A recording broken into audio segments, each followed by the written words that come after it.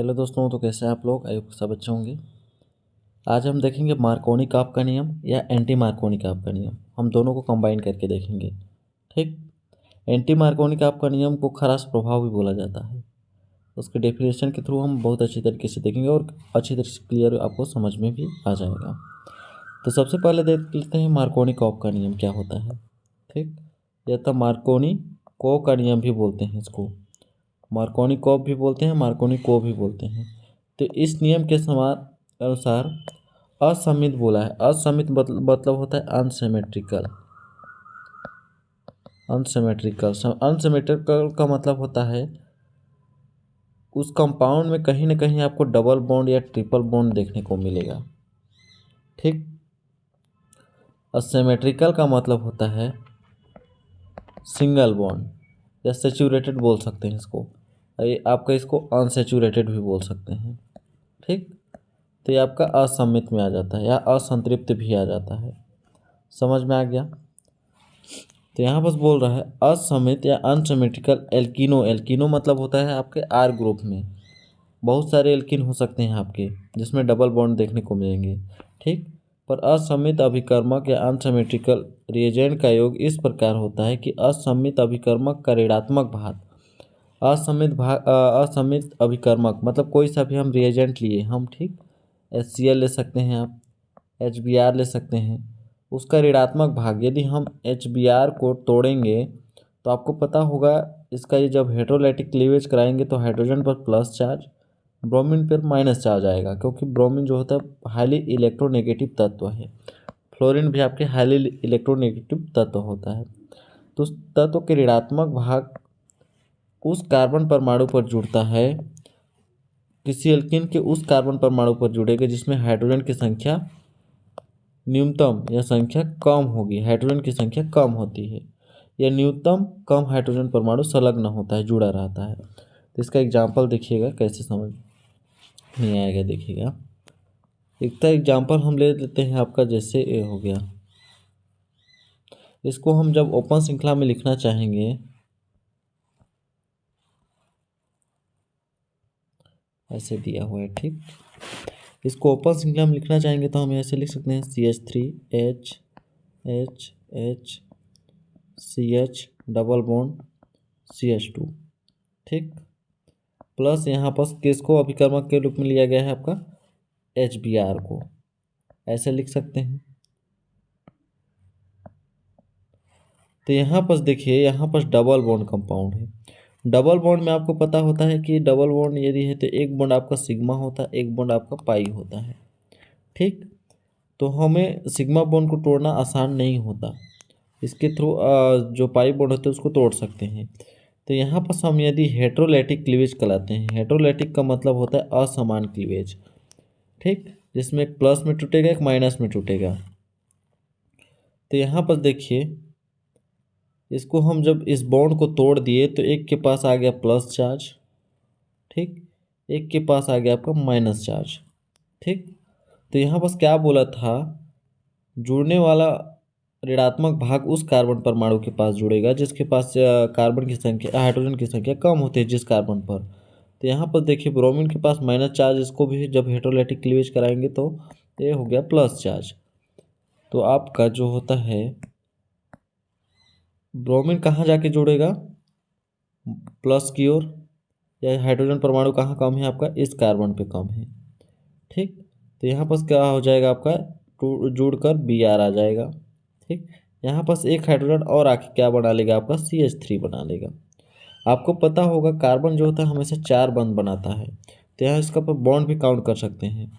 तो जैसे इस कार्बन का बॉन्ड 1 2 3 4 हो गया। इस कार्बन का बॉन्ड काउंट करेंगे तो 1 2, यहाँ पर 2 बनाया था, एक बॉन्ड यहाँ से और एक बॉन्ड हाइड्रोजन के साथ बनाया था। इसको ऐसे भी लिख सकते हैं ऊपर। ठीक। तो इसको समझने वाली बात है। तो जोड़ के दिखा दिया कि कैसे जुड़ा। तो वही हुआ यहाँ पर Br जो होता है आपके इस कार्बन परमाणु के साथ जुड़ जाता है और एक हाइड्रोजन यहाँ आके आपका CH3 बना लेता है। तो देखिए इस कार्बन का बॉन्ड 4 हुआ कि नहीं, 3 हाइड्रोजन के साथ और एक बॉन्ड यहाँ, 4 हाइड्रोजन के 4 बॉन्ड हो गया। इस कार्बन का भी बॉन्ड 4 हो गया, 1 2 और यहाँ से 3 और एक हाइड्रोजन के साथ जुड़ा है, इस हाइड्रोजन को यहाँ भी लिख सकते हैं। तो इसका नामकरण क्या करेंगे तो क्या कर सकते हैं, 2 ब्रोमो प्रोपेन या आइसोप्रोपिल ब्रोमाइड भी बोल सकते हैं। कैसे बोले आइसोप्रोपिल, आइसो इसलिए बोला जाता है कि यदि दोनों तरफ सेम ग्रुप जुड़ा हो, जैसे CH3 इधर भी जुड़ा है, CH3 इधर भी जुड़ा है, तो इसको प्रोपिल क्यों बोले, क्योंकि 3 कार्बन की चेन है, 3 कार्बन को हम क्या बोलते हैं, प्रोपेन बोलते हैं। समझ में आ गया। ये रहता है आपका मार्कोनी-काप का नियम। जब एंटी मार्कोनी-काप का नियम की बात करेंगे तो एंटी मार्कोनी के नियम में जुड़ने वाला ऋणात्मक भाग उस कार्बन परमाणु पर जुड़ता है जिस पर हाइड्रोजन की संख्या ज़्यादा होती है, जस्ट इसका अपोजिट होता है। तो यहीं से बस मैं आपको बता दूं, यहाँ असमित भाग, इसमें भी आपका असमित भाग होगा, मतलब अनसिमेट्रिकल होगा, डबल बॉन्डेड वाले कंपाउंड देखने को मिलेंगे। तो उसी जगह पे आपको रिएक्शन कराना है जहाँ पर डबल बॉन्ड हो।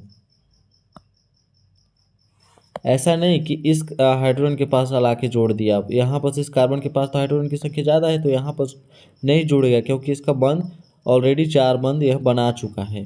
तो इस बॉन्ड को तोड़ेंगे तो यहाँ पर से आ जाएगा आपका क्या, माइनस चार्ज, यहाँ आ जाएगा आपका प्लस चार्ज, या कैसे भी तोड़ सकते हैं। लेकिन जब असमित क्या बोलते हैं, एंटी मार्कोनी-काप के नियम की बात करेंगे तो जुड़ने वाला ऋणात्मक भाग उस कार्बन परमाणु पर जुड़ेगा जिस पर हाइड्रोजन की संख्या ज़्यादा होगी। तो यहाँ पर ज़्यादा है तो यहाँ पर क्या आ जाएगा आपका Br आ जाएगा, और यहाँ पर आएगा CH2।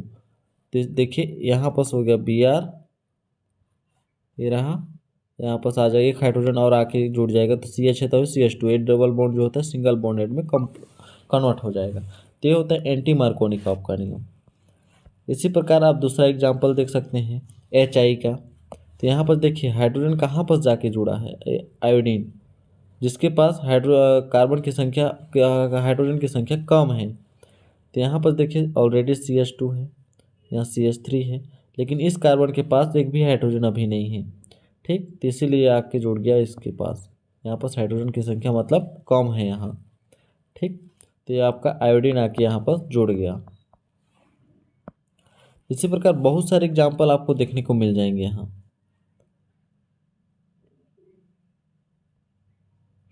देखिए इसको तोड़ने का बताया है कि यहाँ क्या किस में प्लस आएगा किस में माइनस आएगा, तो उसको आप इसको अच्छे से पढ़िएगा तो समझ में आ जाएगा।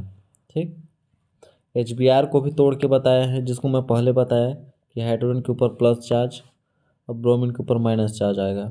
यहाँ भी आपका क्लीवेज किया है। ठीक, देखिए द्विग बंध का एक इलेक्ट्रॉन युग्म इलेक्ट्रोमेरिक प्रभाव के कारण कार्बन नंबर 1 पर पूर्ण रूप से स्थानांतरित हो जाता है।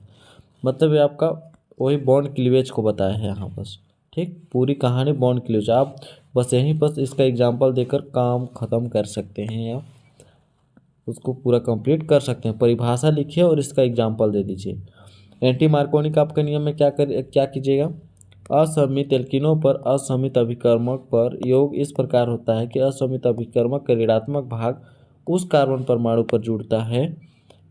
हम किसकी बात कर रहे हैं, एंटी मार्कोनी-काप के नियम को, जिस पर हाइड्रोजन परमाणु की संख्या न्यूनतम है उसकी जगह पर ज़्यादा होती है, लिख दीजिएगा, अधिकतम होती है बोल दीजिएगा एंटी मार्कोनी-काप के नियम में, या उसको खराश प्रभाव भी बोल दीजिएगा। इसके बाद यहाँ पर हाइड्रोजन ऋणात्मक भाग ब्रोमीन को न जुड़ाकर यहाँ पर जुड़ा दीजिएगा, बात खत्म। ठीक, तो ये रहा आपका मार्कोनी-काप का नियम एंड एंटी मार्कोनी-काप का नियम। तो आई होप आपको अच्छे से क्लियर आया होगा। मिलते हैं नेक्स्ट वीडियो में, तब तक के लिए बहुत बहुत धन्यवाद।